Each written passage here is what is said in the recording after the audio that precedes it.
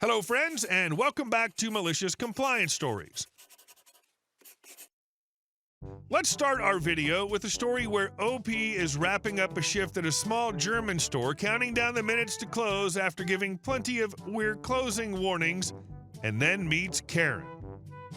But before we begin, best way to support our channel is to leave comments, like, and subscribe with the turned-on bell so you don't miss the new video every single day. Here we go. Your closing time doesn't matter to me. This happened a few days ago, and I'm still mulling it over in my head, so I thought writing it out might help me get rid of it. I currently work in a store that sells a little bit of everything. I'm in Germany, so for comparison, think of it like Target, but way smaller. We carry arts and craft stuff, home goods, some furniture, some food, toys, all that jazz. We close at 2000 or 8 p.m. As the main cashier, that's me, I make two announcements through the loudspeakers, one at 1940 and another at 1950, saying, "Please come to the front, we're closing soon. Please come to the front, we are closing now." It's not a huge store, so it takes about 1 minute to get from the furthest end to the cash registers if you do a fast, "oh crap, they're closing" stride, and maybe 3 minutes if you keep looking at things along the way. So there's ample time. 1951. Two young guys buy lights for their bikes, they pay, say goodbye, and leave. 1955. An older guy comes up, grinning a little sheepishly, pays for maybe 15 items and leaves. 1958. My last customer pays while one of the young guys comes back in. I tell him, "Sorry, we're closed now. You have to come back tomorrow." He says he just wants to exchange some items. I say once again, "Sorry, we're closed. Please come back tomorrow." He leaves, and so does my customer. And now it's 20. The store looks empty. My colleagues went through maybe 3 minutes earlier to send anyone still lingering to the front. So I say into my headset, "Hey, looks like everyone's gone here. What about you?" Out of nowhere comes this lady, maybe in her late 30s or early 40s, with a shopping cart full of stuff. "Did you not see me come in?" And I think, oh no, God, why? She slowly puts the items on the belt and asks me where we have Play-Doh. I say it's in the kids section, but that she'll have to come back for that tomorrow. She says, where? I once again say it's in the kids section and point in that direction, adding, "But you'll have to come back tomorrow for that because we're closed now." Then there's an item on the belt without a barcode, some kind of document folder. I call into the headset that I need the code, and my colleague rushes over. The lady attempts to go to that section as well. I tell her, "Please remain here. My colleague's going to look for it." She makes moves to just quickly look for XYZ 3 more times, and I have to ask her to stay put. Feels like herding cats. But really annoying cats? It's not fun. As she continues to look around the store, items keep accumulating in front of her. You can already start packing up your items. She does not like the thought of packing up her things, I guess because it would mean she can't look for other things to add to her pile. In the meantime, my colleague can't find the folder or the code for it. It was probably part of an opened multi-pack and we don't have it anymore. So I tell her, "Sorry, we can't sell you this tonight." But this grown woman legit pouts like a little kid and goes, "But why?" Me, because it has no barcode. Her, "Okay, so I'm just gonna go back to that section and find another one." Me, "Well, sure, you can do that tomorrow." Her, "But tomorrow I don't have any time." Me, "Well then, come back another day, but I cannot sell you that tonight. Your total is XXXXX. She just stands there looking at me, not even starting to pack her things into her bag. She just looks at me.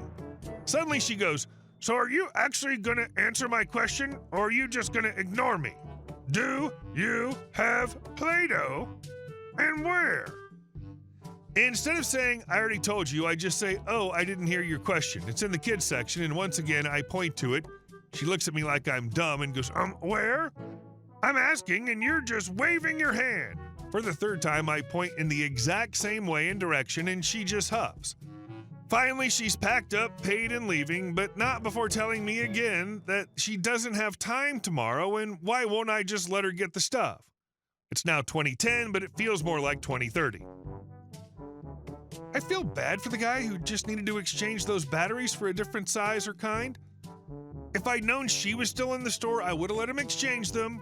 I saw the two guys having trouble with their bikes in front of the store while I was cleaning. Sorry to them. Hope they got home safe. Way to stick to your guns. She sounds like a narcissist. Doesn't think rules apply to her and never wrong. And our second story. It looks perfect on my monitor. Okay, I can work with that. Working at Big Co with lots of agents in the field, agents had pretty decent 15-inch laptops to work with customers in the field. New project comes up to give the field people some better tools. Project owner and the other stakeholders haven't been pleased with the way the old apps work. Looks like it was scraped from a 3270 terminal. Pretty close, but well before my time. They make sure I hire a real graphics designer to develop the GUI. Fine, I can do that. Interviews, offers made, designer arrives. Susie's nice, programming team's excited to start. Looks all good. As a gesture of welcome to our IT group, get her the developer setup, souped up 15-inch laptop, docking station, 2 big monitors. Developers like it. They get to put windows all over the place. Life's good. Susie seems to be happy. Pretty soon, her, the lead developer, and the business liaison go to make a great GUI experience. Time passes and I check in with the PM. Going okay on schedule and we have the GUI walkthrough in the morning. Super. I ask about how that's going to work. Built a mock-up as static web pages. They can just click through the pages. Dev team gave some fake data for the drop-downs. Sounds like it's under control. I go off to see what fires may be getting started elsewhere. Next day, come back from my last meeting of the afternoon. Email box is showing full red alert, Lotus Notes, unread emails, and my message light is on my desk phone. Before I can mouse click my way into the mess, my boss comes into my office. OP, what exactly happened in the demo today? No idea. PM said it was all set. Business liaison was good. I had other priority ones, so I skipped it. Poor move. Get on top of the disaster now. Find PM, business liaison, Susie, and start asking questions. Demo in the conference room went fine. They sent the link out to the field people to look at. Field people had some issues. Like what? Well, if you said it was completely unusable, said Susie. She turns, pulls up a browser window on one of her big monitors. This is it, a very nice clear GUI. It looked a little busy to me, lots of boxes on one page. Hey, can you drag that down to your laptop screen? Yep, looks pretty crowded now that it's 1/3 size. Susie, it looks a little tight. Yes, but it looks perfect on my monitor as she slides it back to the big monitor. People in the field have 15-inch screens. Well, we should get them bigger ones. It looks perfect here, and I'm the GUI expert. Sigh, second sigh. Tell the PM to meet me in my office. Tell the others to go home. Long, unhappy conversation with PM, much arm waving, etc. May have used the F word a few times, maybe a few times in the same sentence. Bottom line was going to be hard to move Susie from the works perfect on my monitor. Next day, Susie comes storming into my office. What the effity F happened to my effing monitors? Some F-wad effing stole them, that effer. Breath. And they left a effing note. What the F does eat the dog food effing mean? Wow, she could be management material. Oh, that's a phase we use, eat our own dog food. Every time we build a new system that has user impact, we're the first users, so when it's bad, we get to see it first. Susie yells, what does that mean to me? No F words, maybe not management material. It means that your users have 15-inch screens. You had a giant screen and kept going, it looks perfect on your monitor.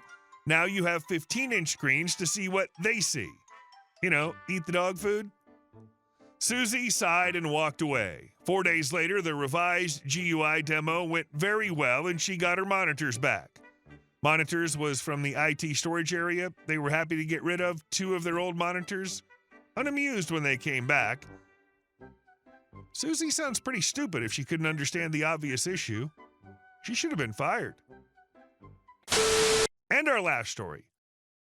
Slashed my tires? Say goodbye to your home.